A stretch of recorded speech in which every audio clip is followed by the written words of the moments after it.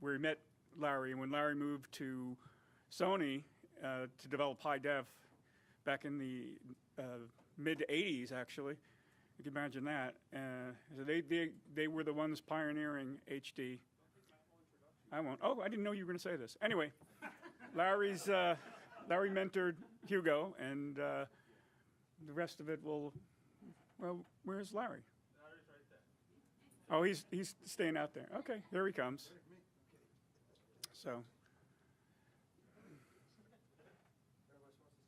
Yeah. Come on up here. Let's have a conversation. Okay. So you don't have to go back and forth between me and James. There you go. All right. James, you go in the middle here. You're in the middle. You go You're right in the middle.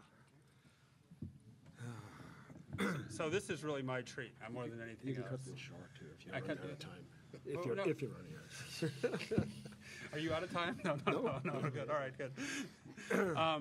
So it's really an honor and a pleasure to have you here with us, Larry. And I just wanted to introduce you to the audience because a lot of you may know Larry, but many of you may not. So Larry started his career in 1961.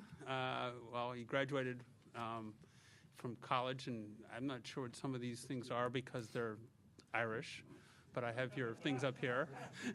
But you went to the BBC in 1961, so when I was still taking tubes out of my grandmother's TV, not putting them back in correctly, he was already making TV, so it's, you know.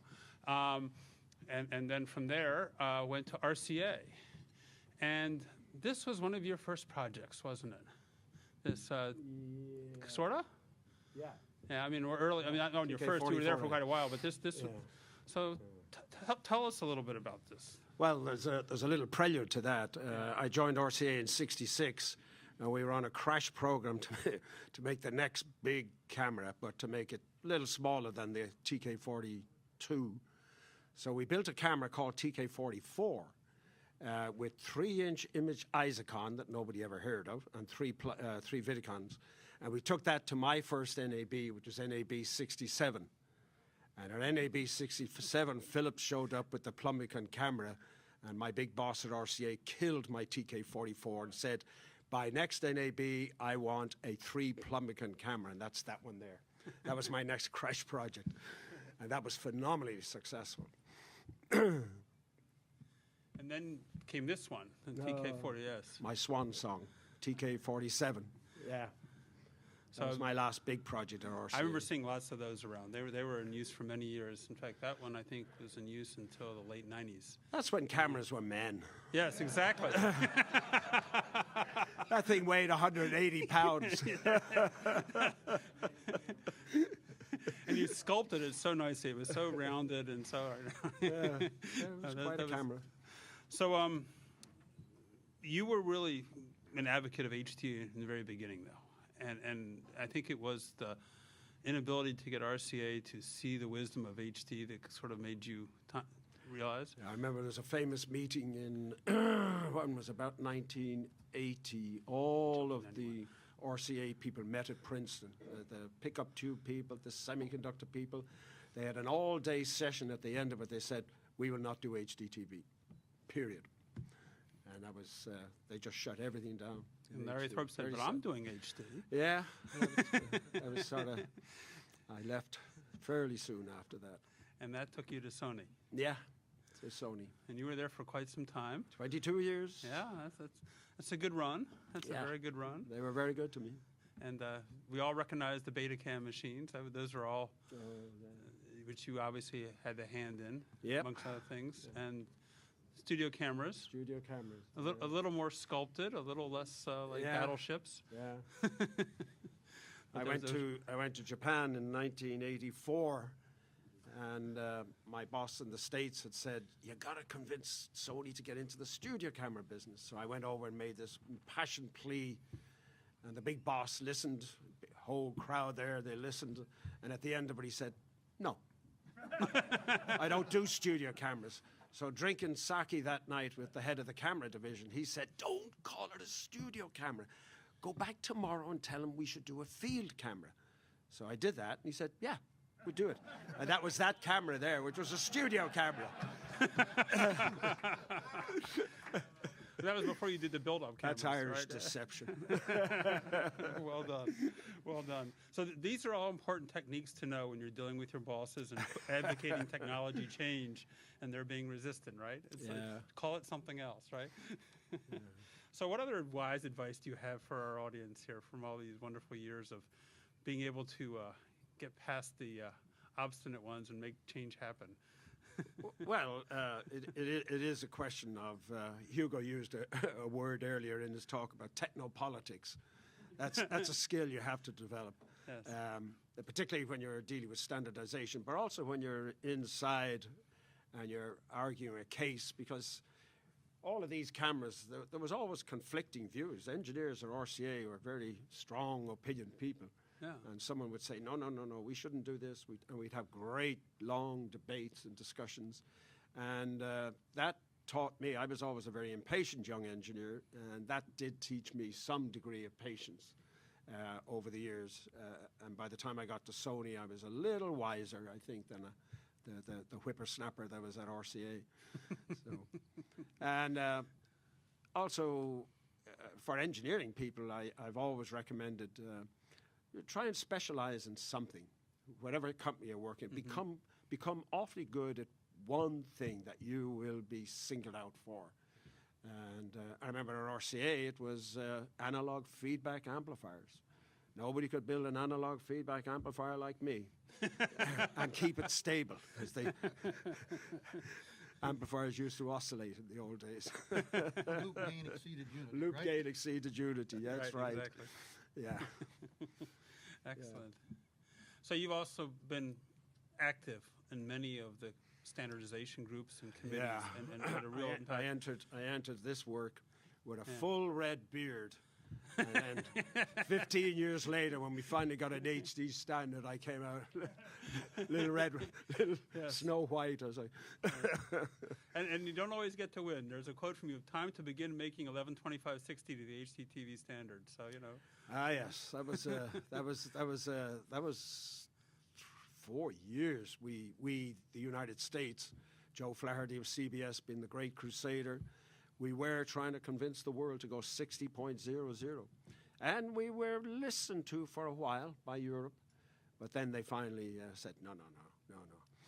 Well, that must have been especially tough, because not only were you trying to build consensus amongst broadcasters in America and Europe, but you also had the computer industry coming into play at the same time. Yes. Yeah, and then we'll get to the film part. SMPTE standards, standardization was always done by SMPTE people, but for high definition, the computer industry came in, academia came in, MIT, all of them, and the Defense Department.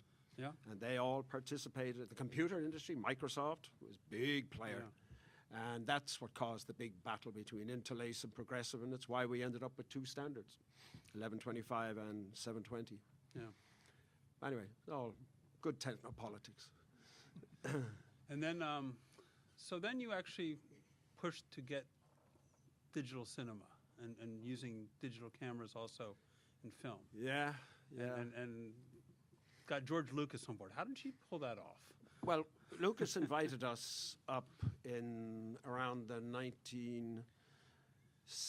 70s up to Skywalker to show him digital Betacam. Yeah. He was interested in digital. And I remember he rebuilt one of the sets of the original Star Wars, and he had his people shoot that all in digital Betacam. And then he transferred that to film. He screened it in that gigantic screening room he had. And he looked at it, and all his people looked at it, and he said, other than resolution, it's Betacam, doesn't have the resolution, doesn't have the aspect ratio, doesn't have 24p, but that's a damn great film image. And then it was Sony, how about higher resolution? How about 24 frame? Well, a few years later, 2 years later, we came out with HD Cam, the first high definition camcorder. And that started a serious debate. And at an SMPTE meeting in it'll come to me in a moment, I think it was 1997 in San Francisco. We had a big dinner with, this was all the engineers from Sony Japan and all of ILM and Lucas, all his engineers and his producers. And over an awful lot of wine, we finally pledged. The Lucas people were very persuasive. And they finally persuaded us, and our big boss stood up and said, we will build a total 24-frame system. And that sort of shocked everybody, because everybody was poo-pooing, why would video go to 24 frames? Well, if you build it, they will come. So we built it, and we shot that movie with 2/3 inch tubes, 2/3 inch CCDs. Quite remarkable when you look back. And of course, the film industry were scoffing at Lucas and saying, you're taking an E&G camcorder to shoot the movie? They hated that camcorder.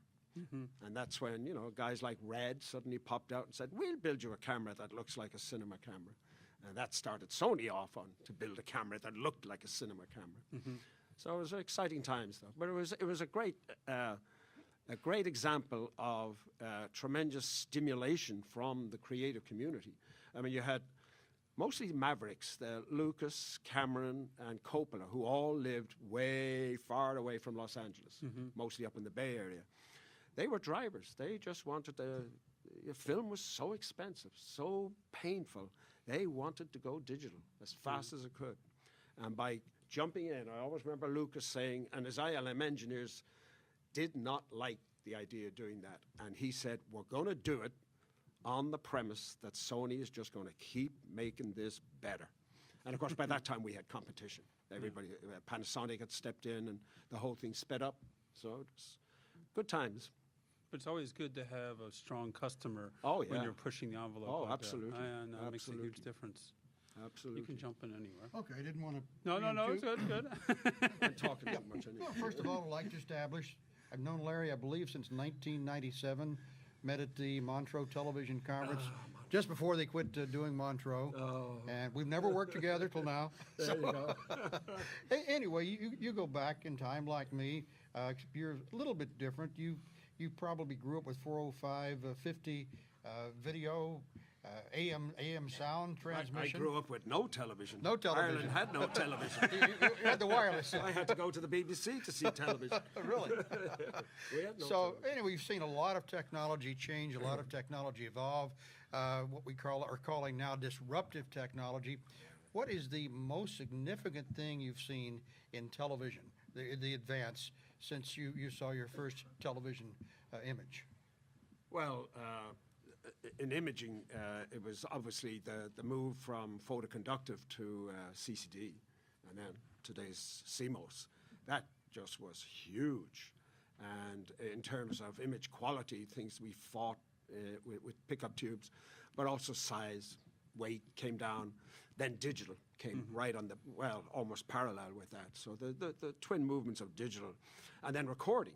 Recording was so difficult back in the 2-inch days and the 1-inch days, the analog recording. I mean, it really was, those machines were quite incredible that Ampex, RCA, Sony built. Finally, they became digital. Then you got the digital Betacams, and suddenly everything was digital. And now, and I still salute, I remember at the time when Panasonic came out and you had a memory. And at Sony, we were working on the next generation of tape. And they came out with a memory. We laughed at that, but they stuck with it. Yep. And we scrambled very fast after them. So there is that. But what we're seeing today, I mean, the subject of Hugo and my discussion, I mean, it is so exciting right now. I mean, we're watching all sorts of things have been going on for 30, 40 years in upping resolution. But the last decade, to see us looking at the other parameters of image quality, dynamic range, color. I mean, it's just stunning what's going on there now. And it's just getting better and better. It's also amazing because the cost to utilize this technology has dropped considerably. I mean, look how expensive one of those TK 44 cameras must have been back in the day, and what that would be in today's dollars versus what you can buy today. So what's really amazing is the power you're putting in the hands of creatives today. Absolutely. I mean, even before any broadcaster has moved on the front of 4K UHD, those 4K cameras, the range of them out there today from all of the manufacturers, the price points are ridiculous compared to days of Betacam and that. And this is before it's really penetrating the industry.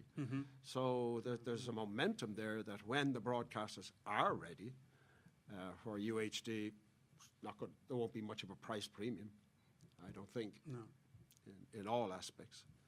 So that's good news.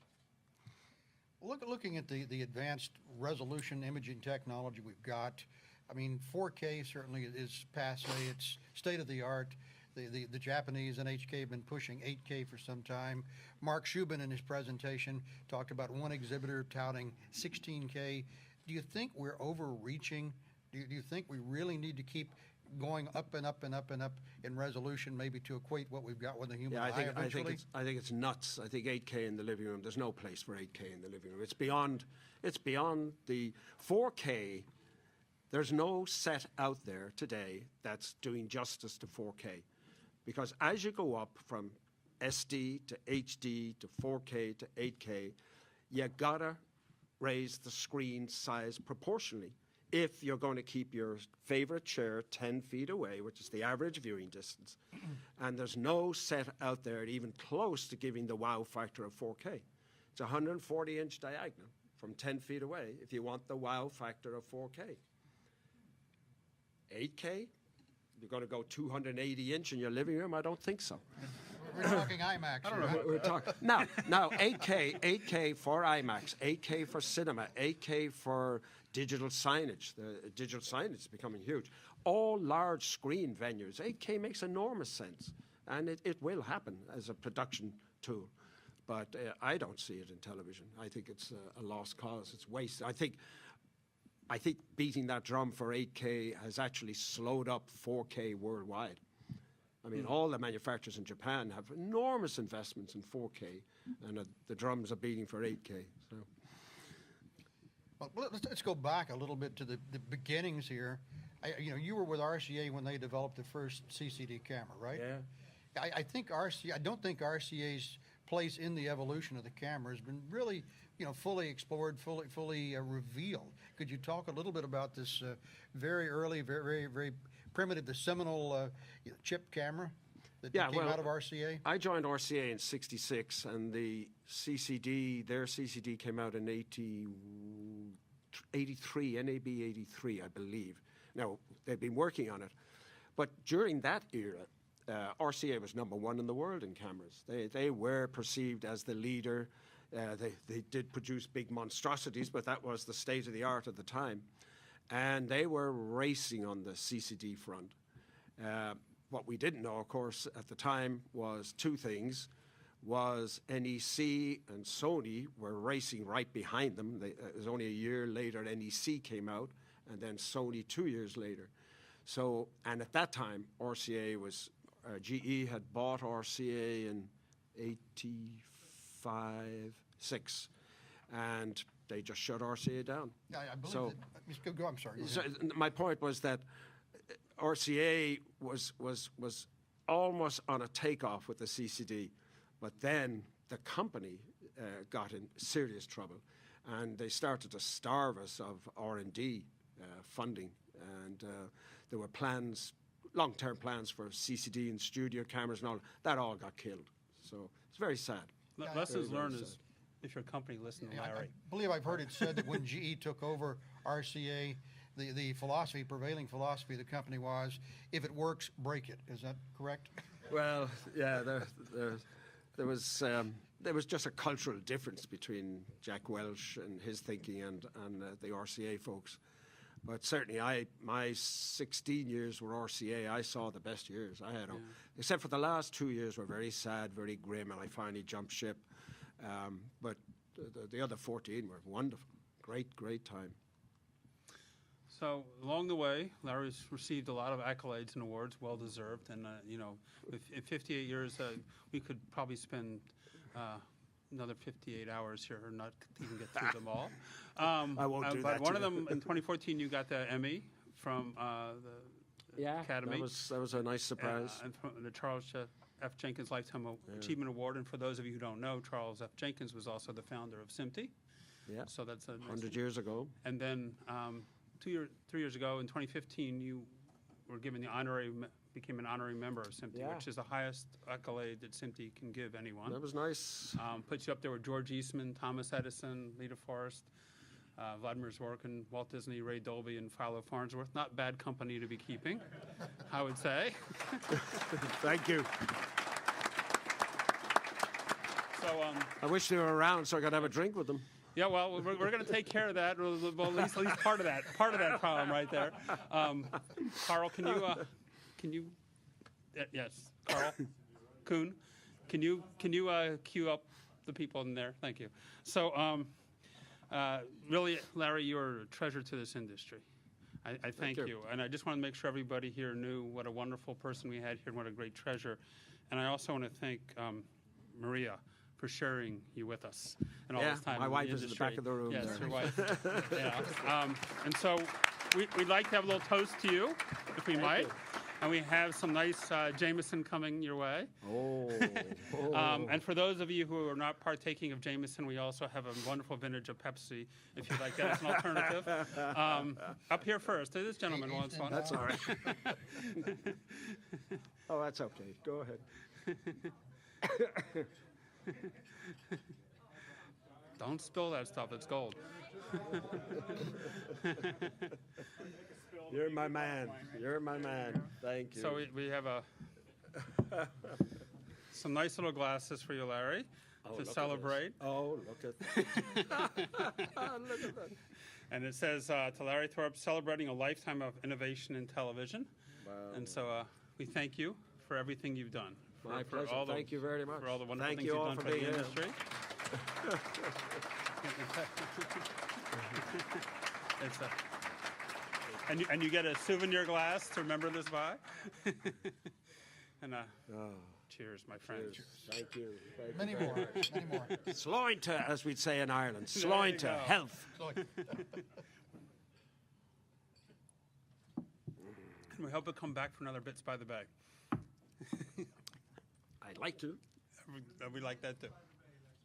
Any questions from the audience? Booze by the bed. Booze yeah. by the Ben, go ahead.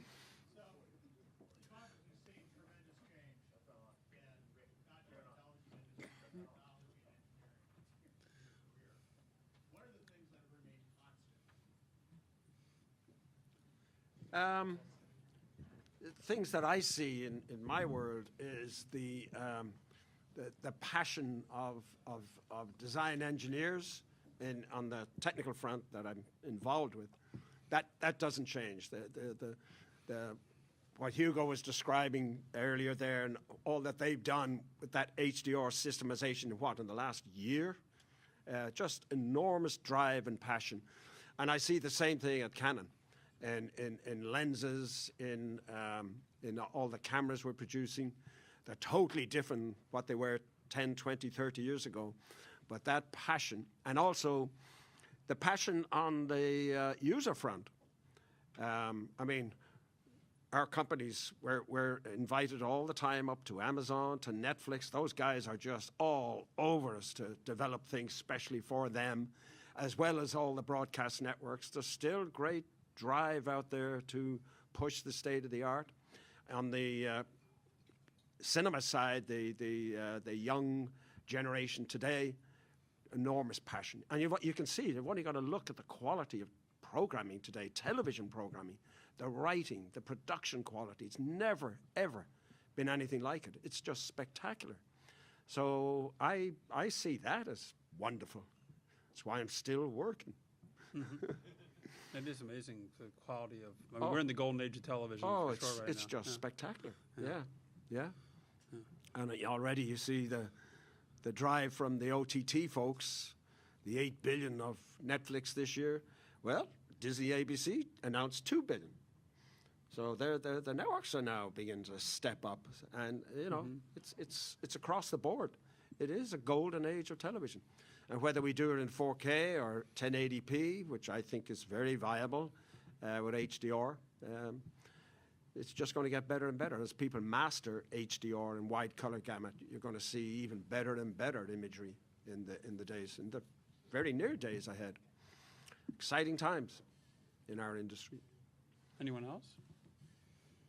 No. When you were building cameras,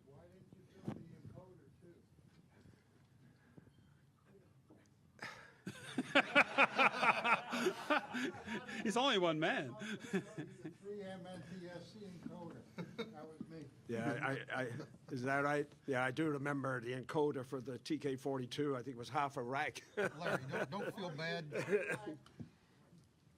one, yeah, well, yeah. Don't feel bad. We use Cohu encoders with our Pumicon PC-70s. There you go. Loco. There you go. Yeah. Nick, did you have? Okay. Many of us have had a godfather in the industry that kind of opened the door for us to have that opportunity where we showed certain energy and passion for something.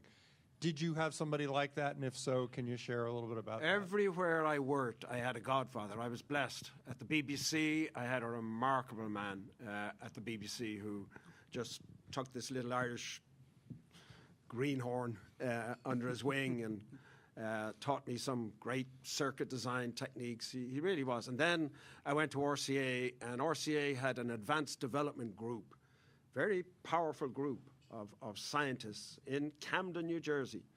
And the leader of that was a gentleman called Sid Bendel.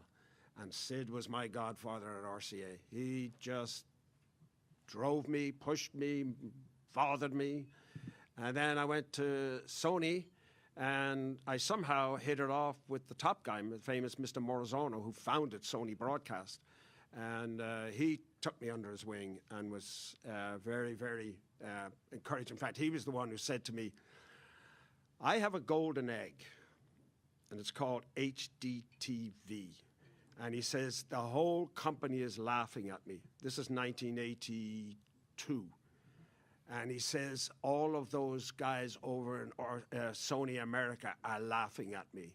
I want you to go in Sony America and you drive it on the standardization front and on the thing. And he just stayed on top of me. And I sort of was a driver, but we ended up with quite a team at Sony and finally, a wide range of products. But he was definitely a godfather to me. I remember seeing in 1983, I remember seeing an HD monitor at the presidential summit in Japan. And it was like, oh my goodness, what's that? It's like a window. Yeah. So that was one of them. Yeah, those first sights of HD were wonderful. Uncompressed. Uncompressed. Yeah, well,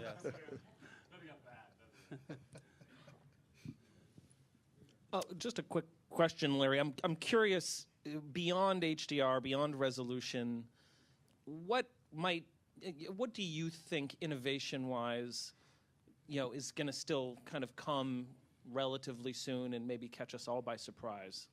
Well, I'm not sure anything will catch us by surprise. I think everything is now under full discussion. And when I say everything, all of the parameters of image quality, sharpness, color reproduction, tonal reproduction, temporal. Probably the most difficult discussion is the HFR, the high frame rate. Because to make a leap to a higher frame rate, you're going to change the whole television system. That's big. And frame rate is unforgiving on data. If you think 4K jacks up data, frame rates knocks it up pretty quick. And yet, it's somehow inevitable. Because certainly, as we go up in higher and higher resolutions, we're seeing the temporal limitations on movements in sports, etc. And as screens get bigger, they become more visible. So HFR is probably the next, but it's going to be a tough one, I think. It's just that much more. HDR and wide color gamut, I won't say they come for nothing, but they don't take a big toll on data like resolution does and frame rate does. So, but beyond that, we're working all aspects of image quality, and we're doing them all pretty simultaneously, which is terrific. James. Yeah. Is there anything that you've wished for over the 50-plus years that you've worked in this business that hasn't been worked on yet, that you'd still like to see happen? The debacle of 3D broke my heart. I remember writing a paper 8, 9, 10 years ago, and I sent it privately.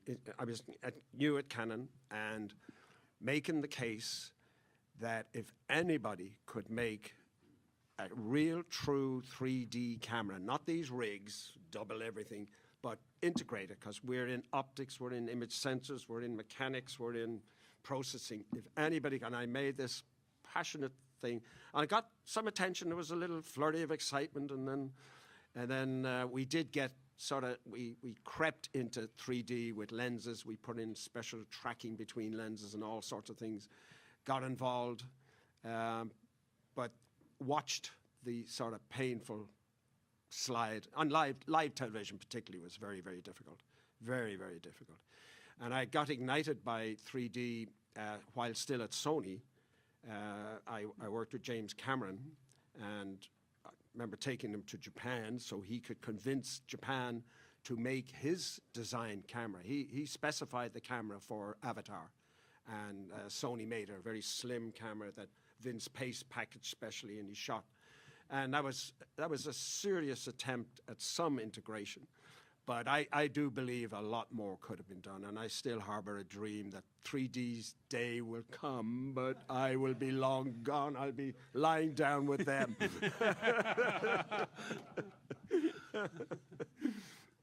you think they'll be around 3?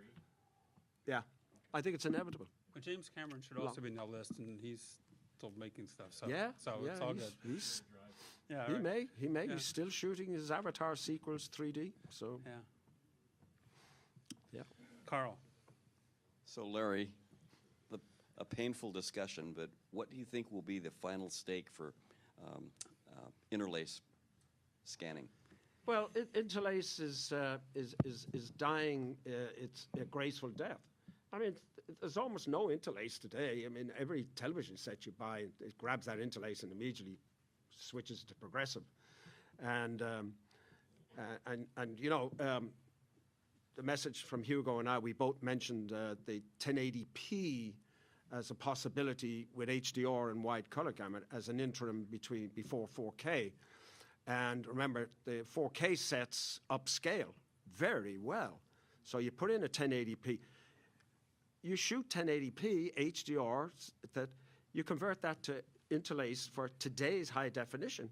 It's going to have the benefit of the HDR and the wide color gamut. So, but interlace is dying. It's slow death. And I remember being castigated back in the thing when I defended interlace back in the 1980s in the great debates in the standardization. I argued strenuously that the first and foremost should be spatial resolution, then temporal.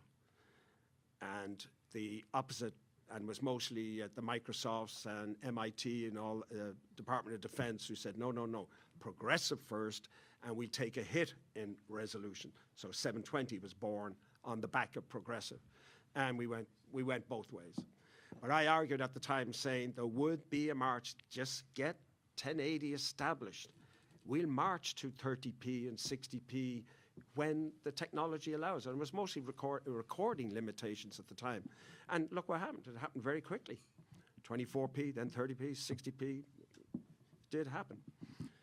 But anyway, rest in peace, interlace. You have served us well. We should do a toast to the interlace. Larry, what do you see for the future with light view cameras, or light fields cameras, I should say, like the Litro? Yeah. In terms of video, we see them now and still, of course. Well, I think it's got a long way to go based on what I've seen with Lightroom. I mean, all of the other aspects of imaging are moving so fast, but they're at, you know, it's brute force at this stage. I'm sure you saw the camera that was shown and the modest capabilities in terms of resolution in that. And then, of course, there was the Canon piece of me that said, do I really want to get rid of zoom lenses and have it all done electronically? I don't think so. But I don't dismiss it. I think it's inevitable. There's going to be folks working on that. There's an awful lot of papers being written about it. There are folks working on it around the world. So it'll have its day. You talked about interlace, how about fractional frame rate? I knew you were going to go there. Well, Never going to go away. well, I was the 11/20/60 preacher, me and Joe Flaherty, and man, we went to all the networks, and we were almost thrown out. I remember Julie Barnathan at ABC, "Thorpe, get out of my office and come back with a beer and no more talk about 60p." No, there was tremendous resistance here in America to it.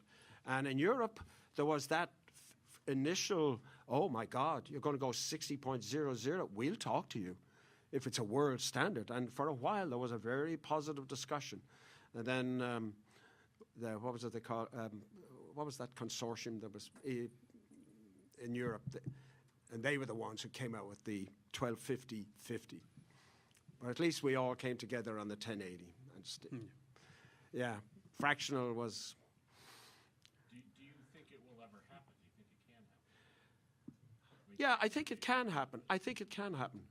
I think it can happen. Even with all of the legacy material, we have the content? Yeah, because conversion today, it's just processing to get from the fractional to 60 or vice versa. You play it slightly faster. Yeah, So we have some of the HDD 1000s with the 60 hertz cards in them, and oddly enough, we can play stuff acquired at 59.94 at 60 hertz. you don't see any difference. Fine. Exactly. The only thing is you hear a slight change in the audio, Yeah. and that's it. Yeah, yeah, yeah, That made me a believer. yeah. Ever so slightly. Like some of the transitions, if you know what you're listening for, you can hear like a slight pitch change. Yeah, fractional was the venial sin of RCA. It had to be, but But it had to be. Right. Yeah. All right. All right, I'm taking enough of your time. I Larry, think. cheers. Cheers. Thank you, Larry. Thank you guys very much. Thank you, Mary. Thank you, man. Thank you. that was it. Well, we've gone over, but it's certainly well worth it. I hope no one objects to spending 15 minutes more here before the Canon-sponsored dockside cocktail reception, which is happening, as they say on CNN, now. And that'll be followed by the buffet dinner on the beach, sponsored by our good friends from Comrex, Stilette, and Imagine. So we'll all see you out there on the dockside in a few minutes, right? Yeah. So out there on the docks.